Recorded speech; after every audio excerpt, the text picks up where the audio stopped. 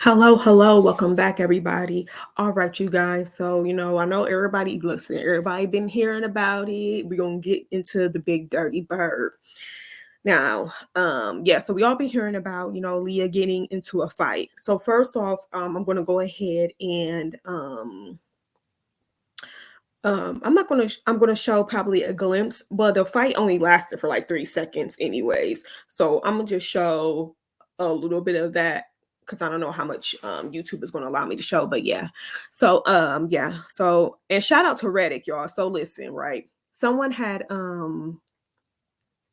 let me see if I can go ahead and go to her name real quick so I could just properly shout her out because I did not know anything about the video or whatnot. But yeah, so someone had commented under a post of mine's about that video. Let me see. So Beauty Defined Me. Shout out to her for putting me on to letting me know that there was a video out there of Leah getting into a fight with one of her classmates, right? So, and then she said it was on Nika's Facebook page. So I don't have a Facebook. So I'm like, okay, but guess what? So I went to Reddit. Reddit, they be on it as soon as you put in Shanika's name, Independent Shanika, that was the first thing that popped up was the video. So let me go ahead and share my screen real quick.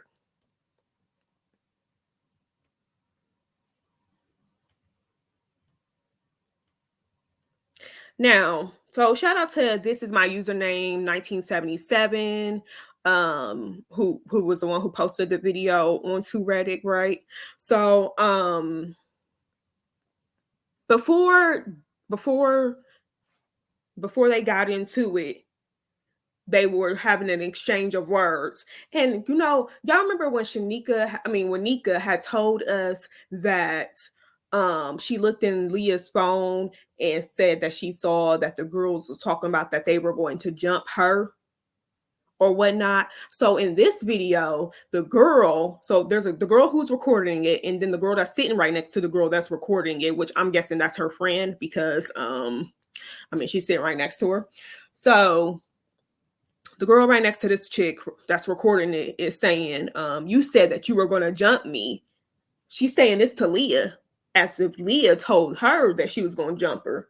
So she was like, you said that you was going to jump me with who? And then Leah's, said something to the effect of like, she said that she wasn't going to touch her or whatnot.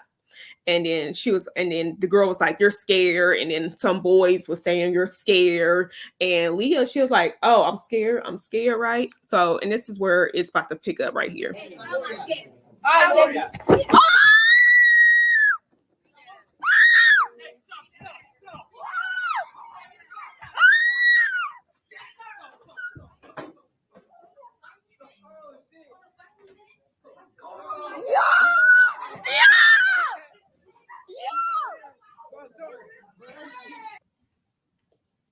Okay. So, looking at that video, right? Since the video was just uploaded, because Nika had put this on her Facebook, people will probably was thinking that this was like a recent video, like after the break. But I noticed looking at this video, looking at Leah's hair, her hair was like that before the break. During the break, she had took she took her hair out, and when she went back to school, she had that new hairstyle in. So this fight happened before they went on Christmas break. Because y'all remember Nika did her hair like that. That's why it's looking all messy and stuff like that. So when Nika did the video addressing people bullying Leah, did you not know that she got into a fight at school? I mean, you not know that your daughter was. I'm pretty sure she got suspended from school. So Nika, you did not notice. Why are you in the video talking as if nothing happened? Like Nika was saying like I went through her phone. The girls was talking about they're gonna jump her and all this and that. When Leah's the one who was telling the girl that she was gonna jump her. Now, well, if these girls have been messing with Leah, okay, it's good that she stood up for herself, but we didn't see that in this video of them messing. The girl was just saying, to Leah, I thought you said that you was going to jump me or whatnot. And the girl was asking with who were you going to jump me with or whatever. But, yeah, so, a lot of people, I didn't, in the comments, I saw one person say something to the effect of, well, the girl was sitting down, so Leah had an advantage. Listen, there's no rules to fighting. We're not gonna sit up and go approach somebody and wait for them to stand up. If you know there's a problem and you calling me scary and stuff like that, when I start walking and approaching you, that's giving you ample amount of time to get your ass up. If you don't get up by the time I reach you, I'm not going to sit there and wait and be like, okay, I'm gonna be fair, get up and let's square up. Or no, there's no rules to fighting. As soon as that girl saw Leah walking over there, she had ample amount of time to get up out her seat and start throwing them bows. Period. She had too much time. So yeah, no. The fuck? Leah showed them what was up. So if they are bullying her, then now they're not gonna mess with her no more because they already know that she's about that mess. So yeah, y'all. So this video happened before Christmas break. Don't know, but see, you know what? The school probably did call Nika and she probably didn't pick up. So I don't know, somehow probably Leah got a hold of Nika, because y'all remember Nika did say in that video that she went to go pick up Leah early because Leah said that she wasn't feeling good. So was that the day that Leah got suspended? Like, Nika don't be knowing shit what be going on with her kids. If school call, she got them on a don't answer. She's not picking up the phone for them. But Leah sent her a message or called her and was like, I don't feel good, so come pick me up. So she went to go pick up Leah. You not know your daughter was suspended from school? You didn't know she got into a fight? Because I'm pretty sure that Nika would have quickly ran to us and told us these details of her daughter getting into a fight. And Nika Jr. would have been over there in the passenger seat, like, yeah, my sister beat her ass. Yeah, she got her, and all this and that. Come on. So y'all, listen. I'm not gonna read much of this book. Somebody did request that I read this book on here, but you know what? Y'all want to read the book? Reddick has it. Somebody, somebody did the good Lord's work and went to go purchase the book for us all.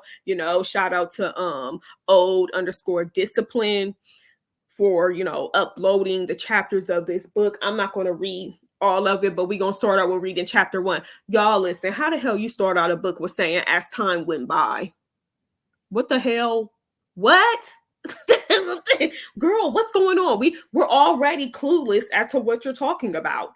But this is chapter 1, praying for a change, and she starts it out with as time went by. I moved from place to place, trying to find somewhere cheap to move. I did everything from researching the internet to searching on local housing lists. I couldn't find anything, so I gave up. Tired of it all, I said, I can't do this anymore. One day, I woke up praying about the whole situation, hoping for a change. Underneath my breath, I kept saying, I can't do this. Now, I was left fighting with myself and my thoughts. There was no such thing as not being able to take care of my family. I have no choice but to do it for them. I had no help from the man whom I said I love. Maybe I should say a man who said he loved me with no help. Wait, who said he loved me? With no help with my situation, I had to fight harder and even harder once I was locked up. Allow me to introduce you all to how I met Mr. Black. What the fuck? But how? I am so fucking confused. Like, what the hell? We don't get no backstory. What is going on? What did I just read? Y'all, listen. I cannot. But okay, allow me to introduce you all to Mr. Black. Like, how do we go from you moving from place to place? Why are you moving from place to place? What happened before that? As time went by, how do you start a book out with that? I cannot. But let's go ahead and scroll on up to see if there was more to that. Oh, where is that at? Is this?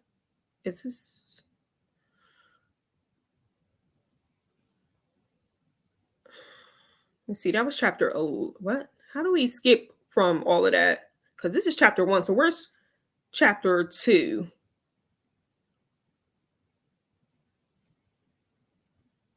What? This is all scattered around everywhere. My bad, y'all. Okay, so here's chapter two. Life when we met. Oh my goodness gracious. Okay.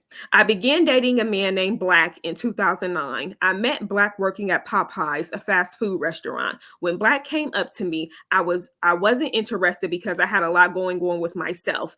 Plus, dating wasn't my thing at the time. I have been through a lot in my past relationships, but I still decided to give him a chance.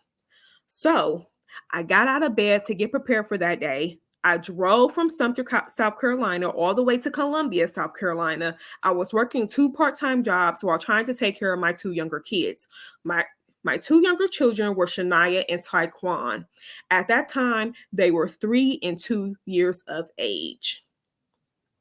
Later down the line, we decided to go to church. One Sunday, we decided to move in together, but everything happened quickly. Okay, how do we're missing the introduction to how he, what did he say? Because I mean, now all of a sudden we skipped way too far ahead. Because at first you said that he approached you at Popeyes, you wasn't interested. So how did you become interested? What happened before then? Now we're jumping to, we decided to go to church one Sunday. We decided to move in together. I mean, what happened before that? Fuck, we skipping stuff. You gonna tell a story, girl? You gotta tell a story. But everything happened quickly. I told him I wasn't ready, but he still pushed himself upon me.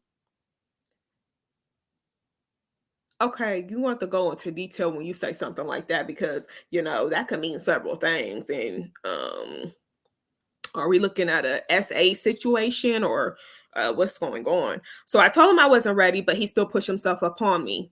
After our decision, we knew we were in it for the long run, but we never thought we would have a child. His very first child and my third. Now let's skip through and find chapter 3. Okay, chapter 3. I got pregnant with his first child. So the day we found out I was okay, what the fuck? I got pregnant with his first child. So the day we found out I was pregnant, it was exciting for both of us. His first child weighed 6 pounds and 13 ounces. When I gave birth, it was his first time and a life-changing experience. It had been a long time since I had a baby, so he had been there for the birth, and it was special. One late night, he was out in the world doing what men do. Black and I had just talked on the phone, and he said when my water broke, call him back. So here I am eating hot wings and heading to bed after. Before you know it, my water broke, and I called him to tell him the good news. It was time for our baby to be born, so he needed to head to the delivery room. He recorded me having his first daughter, but unfortunately, the camera with the footage was stolen years later. As soon as she came out, she cried. Black said, "It's okay, don't cry, daddy's here." At that moment, she got quiet, and it was the best moment in the world. I realized how much he loved her as she was his first child and first daughter. When he held her for the first time, things began changing for both of us. Now let's find chapter 4. Okay, cheating. Here we go. He began running in the streets back and forth from Sumter to Columbia. It was consistent lying and cheating about everything he was doing. So I got tired of everything, which caused me to pack up all my belongings to move to Columbia. To make it better for us, I allowed him to start over for the better. It went well for some time, but things turned around for us again. One day, walking to Shania's school, I got some strange news from a woman named B. She asked for a friend request, but I didn't accept it. I asked Black about it. He denied all allegations of knowing this woman. So one day, he asked me to ride to the convenience store with him. When we arrived, he went into the store while I chose to stay in the car. As a woman being insecure, I started searching his car. When I opened the glove box, the unthinkable happened. I came across a white Bible, so I decided to open it. In the Bible, it says from B to black. When he got in the car, I started hitting him repeatedly. I begged for the truth about the friend request because the proof was in the pudding. We continued to deal with our problems behind closed doors, but they got worse. One night we were asleep. His phone kept ringing, so I decided to answer. She kept begging to speak to Black. So B and I kept arguing back and forth, and then I dropped the phone. That way, I was able to wake him up. I told him the same girl was on the phone, and he told me to hang up. When he snatched the phone and said he would call her back later, B immediately called back and I answered again. She gave me some disturbing news that she was expecting his baby. Okay, y'all, listen, let's go find chapter 5. You know what, Nika? This is some weird ass shit. This is some weird stuff now. Dang. So there go chapter 6 right there. So okay, chapter 5. Then we'll have to go scroll back down for chapter 6. All right, losing everything. People were talking about everything. I was living on housing and had him living with me. It was a bit much for me because he was selling drugs out of the house. Someone got mad about it and called the police. The woman he was selling to was the one who snitched, and she was the one who called SLED.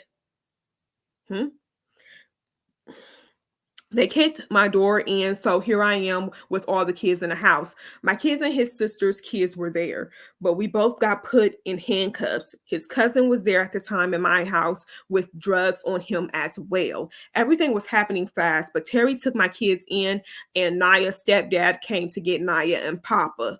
Black's sister came and grabbed the other children. Oh my goodness, how many kids is it? I thought the police officer because she pushed me to the ground. The police ended up taking me and Black to jail in the back of the police van. When we all went to jail, everything hit me in the face. I lost everything because of Black. I had my truck and I used that to get Black out of jail. I had $12,000 in cash for the loan to get him out. Here we are struggling, trying to find a place to stay for us.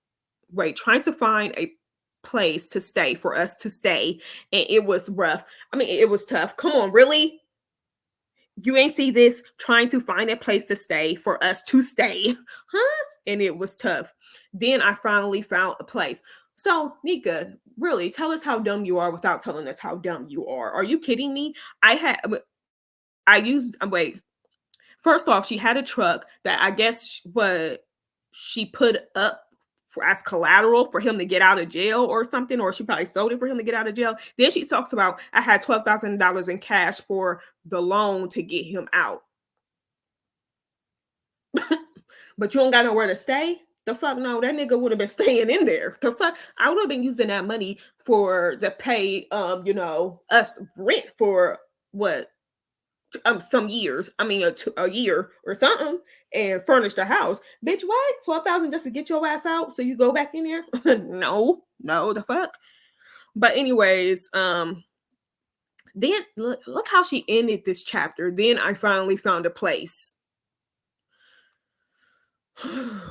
Man, this girl.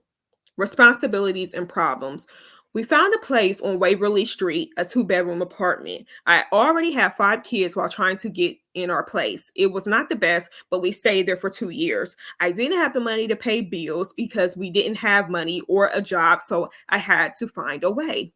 One day, I got a job at Ryan's as a waitress, making $2.65 an hour plus tips. It was not enough money to pay rent, but that was another concern. I was at work and the loan company came to pick up my truck. Now I didn't have anything to drive. Without my truck, I was messed up and couldn't get around. Also, I was pregnant again with my 6th child. Working hard, trying to pay bills alone, Hayward got a job at the farm. You know what? You can't make this shit up. You can tell that they in the country working hard trying to pay bills alone. Hayward got a job at the farm. He worked at Columbia Farms and made $9 an hour. It was more support for the kids and bills. I got fired from my Ryans.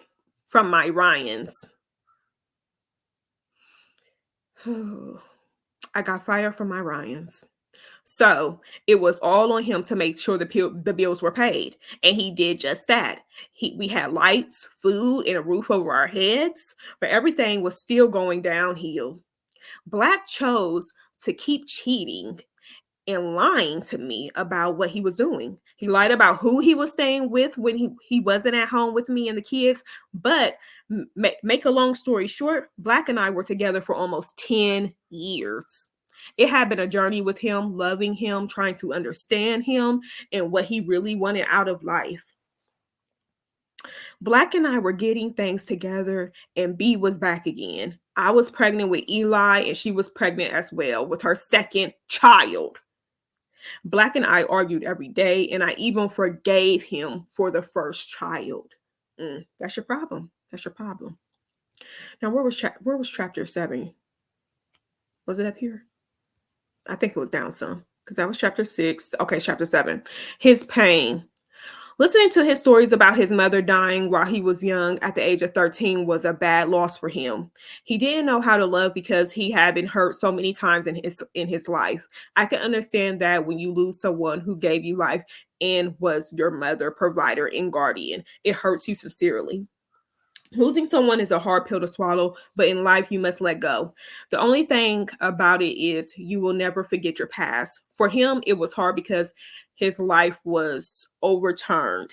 He started back selling drugs and his life started turning into his worst nightmare. He didn't know who to talk to or turn to because he had nobody to lean on. His father was not around for him because of his actions. He was the kind of man who wouldn't listen to what anybody had to say. Black was stubborn, impatient, antisocial, and unappreciative. Black seems to forget who really loves him more than he thinks, and he has so many people's hearts sunk deep within. Knowing he could hurt people's hearts so badly, he doesn't even think about what he has done to the person he hurt the most.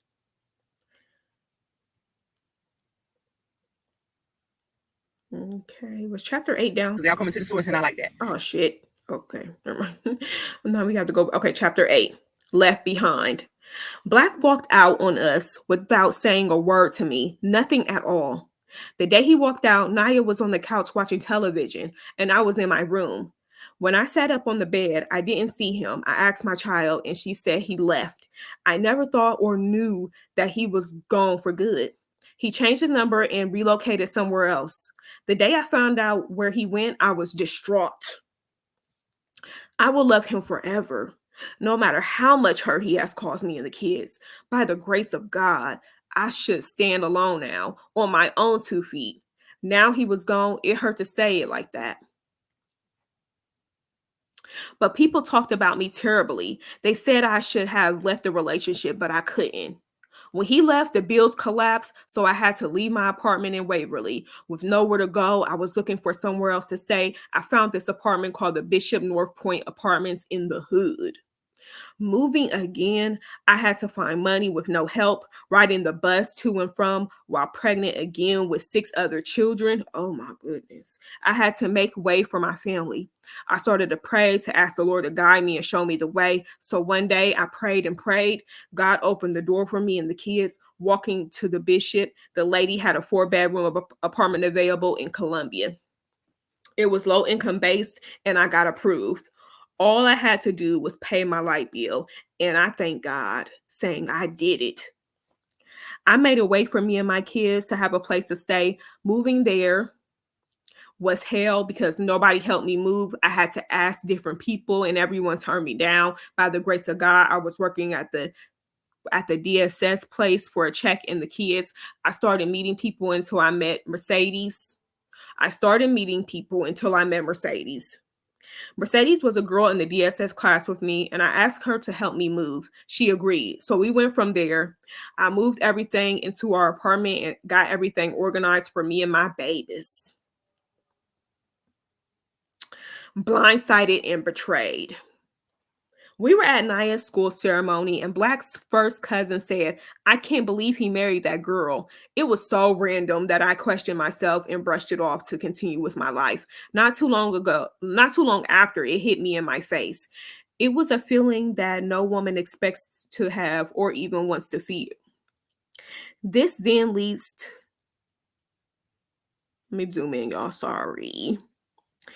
This then leads to me finding out everything about the marriage. I had a day where I needed to wash laundry. We didn't have a car, so we had to walk. Me and the kids, and no transportation, literally. The loads were heavy, and I was pregnant with Kira.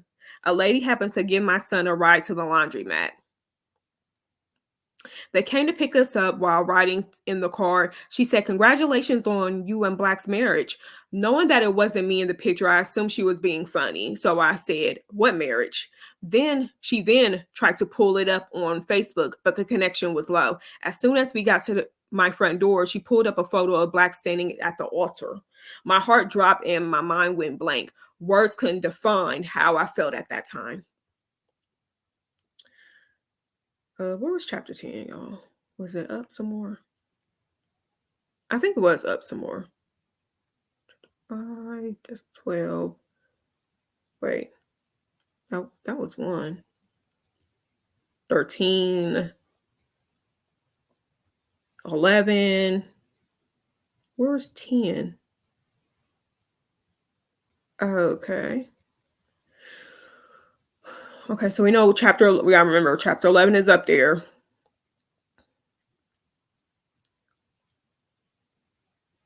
Oh, 12 is right there.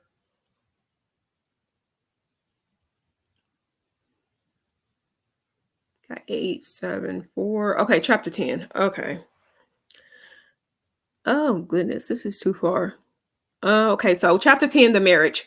Loving someone who has hurt you will make it hard to love them again. Trust plays a huge role in me and him. One day, he gave up on me and the kids. Oh my goodness, these sentences. I can't. On June 1st, he walked out and changed his life forever because he wanted out. I found out that he had a big secret from a stranger. He did the unthinkable and got married behind my back. But he never told me, and that killed me. He married the same woman who caused so much drama throughout our relationship.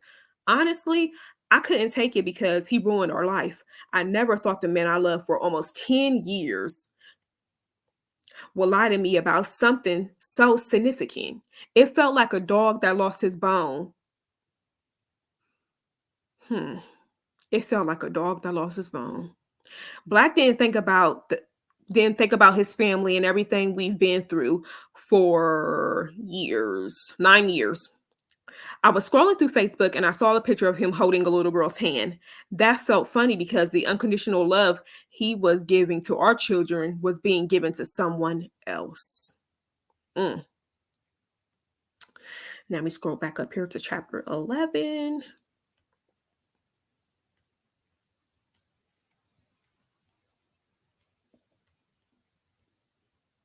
Did I go past it? Oh, right here. All right.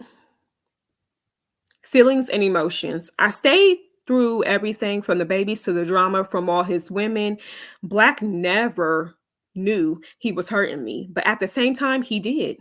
He told me that I never cared, but he never cared about me and my feelings. He knew I gave him everything, including moving to Colombia to be with him. I was now having my baby boy, Isaiah. The lies and drama continued. Black was still in love with me while he was married. Not thinking about his marriage, he kept coming back to my home. And you kept letting him in, Nika. I mean, what? Black kept filling my head with lies and lust. Not once did he ever come out to say he was married. One day, he walked into my home with a ring on his finger. My heart was heavy and I was hurt. That killed me more than I could ever imagine. I turned to his sister to vent about our relationship between me and Black. She said, in the end, he didn't choose you because he chose her. So he is going back to his wife. That statement hurt more than anything. And to hear her say that hurt worse because she and I were close. Every day I wake up, it seemed like a nightmare because I was missing him every second of the day. I knew he wasn't coming back home to us. Black was the kind of guy to do anything for me. Gifts were his way of showing his love and passion for me. He never thought about all the wrong he had done to me. It went from him having intercourse on the internet to women being disrespectful towards me. There was no respect or trust in our relationship because of everything he has done throughout our relationship. We shared several things together: our kids, house, and money for about 8.5 years of our relationship. Black didn't see my heart, and he didn't understand nor see the real me. I prayed about our 9-year relationship and asked God to turn me away from the pain in my heart, body, mind, and soul. It was never a day we weren't together doing everything for our kids after getting evicted for drugs. We went to jail together, and I managed to get out on a PR bond. I lost everything because of the choices he made while we were together. My mind was in a messed up state of mind from everything that was happening, especially with him getting married on me. When you love a man, you will do everything possible to make him happy. How could I do that when his heart wasn't with me? The heart is hard to fix when it gets broken. Black felt like he had the power and authority over me, but he didn't. It felt like I would never love again because of all the pain he has caused in my heart. For me to get stronger, I had to let the pain hurt. When it hurt me so badly, I went out and talked to other women in public places about how hurt I was. Nobody can understand what you are thinking unless they go through it. How can they relate to what you're saying if they aren't listening to you? I don't think he acknowledged how badly he hurt me and scarred me from the situation. I love Mr. Black and wanted to be his wife one day, but there was no change in him. Black didn't see or seek change, so he continued to do the same things, especially with drugs. I couldn't take him doing drugs, but he felt as though it eased his mind and made him relax. Oh shit. Oh shit. No matter what, he kept hurting me and the people around him. I loved him with every breath in my body. I had a question in my mind. Why did you hurt and leave me here to do this alone when I left everything back home and something to be with you? I gave him everything to make him understand what the streets aren't his, what? I gave him everything to make him understand that the streets aren't his home anymore. It's supposed to be us, your family, who loved you. Now we go down here to chapter 12. I think it's almost over. I thought the stuff was going to be a little bit longer than this, but yeah. So stepping up, it was hard to still. It was hard and still is today. As life moved on without him being here, I had signed myself up for college. I had no choice but to focus on my career and my kids. I cried every time I heard his name, and when I was pregnant, it hurt worse than ever. All I could do was think about how he had done that to me. I thought going to college would have helped me face my problems and take my mind off him, but it didn't. So I decided to drop out, not knowing what to do next with my life. I went through a lot because my rent and lights weren't paid on time. My landlord had eviction notices on my door. On the urge to get put out, the landlord called DSS on me, and it was a bit much for me. I asked the Lord every day to take me away from all the demons and devils that were trying to destroy my soul. Every day, the Lord saw me working, taking the bus everywhere with 6 kids. I cried every minute of the hour because I was hurt further than I thought. So I finally moved and started fresh with no money coming in. I had to find a way. I went into the local DSS office and asked for help for me and the kids. Then I started to research college online again. Everything started to fall back into place. Going back to school changed me and made me a better person because my mind was still with him. Now, when I attended classes online, it was convenient for me to learn. My career was important to me to make money for my kids. Providing for them and seeing them smile was my motherly duty. I have learned that if someone loves you, they are not supposed to hurt you or lie to you. Sadly, you can't trust anybody in the world but yourself. Love is a powerful word and it means a lot to me. Hearing my kids say, "Mama, I love you every day," was the motivation to keep going stronger. Every morning I woke up, I heard a voice in my head. The voice in my head was telling me, "Nika, you got this. So walk by faith and not by sight. You can do this alone." Every time I got an inch of motivation, the devil would step in and try to kill my happiness. He attempted to destroy my peace of mind just by bringing the thought of black. The devil wanted me to go backwards, but I wasn't going to allow him to do so. Although black took my heart and broke it, he also took my mind with him without feeling my hurt in his heart. I had to fight myself to get better from everything happening in life. It seemed like my broken heart was not healing. How could I wake up one day and say I'm done when I seem to keep going backwards? Life is full of surprises with people, and the world is out of hand. Was chapter 13 was down here, wasn't it?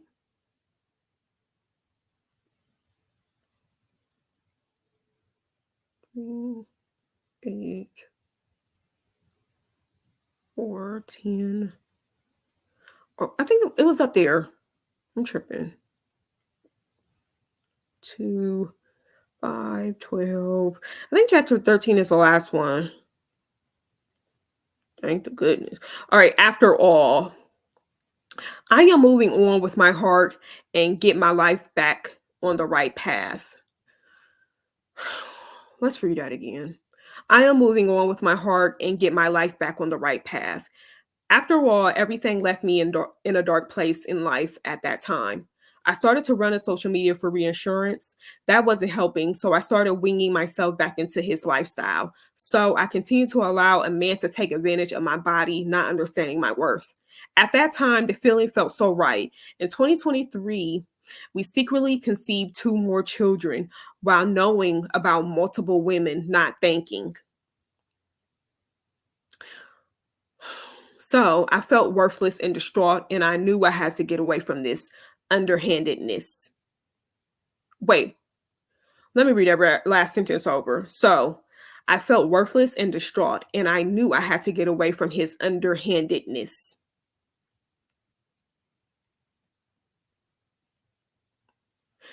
Okay. Y'all listen. I'm about done. You know what?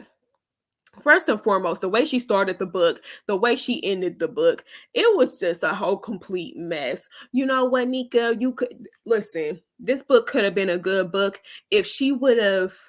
She needs to actually sit down and put some more thought into this book. You have to tell the story. Tell the story. You can't jump from 1 year, then automatically jump all the way up to 7 years. Like, like, girl, you have to tell the story. It's too much jumping all over the place. The book, yeah, no, you don't know. You got to know how to start a book. You can't start it with the way that you started it. Like, that was weird. But here's the back of the book. It says, How Could Love Hurt So Bad, published by Shanika Grant, is a romance book about love. Is it? The fuck? I read something about a nigga doing you wrong. I ain't hear no love in that. But whether you are a woman or a man, you understand or will understand love and hurt one day.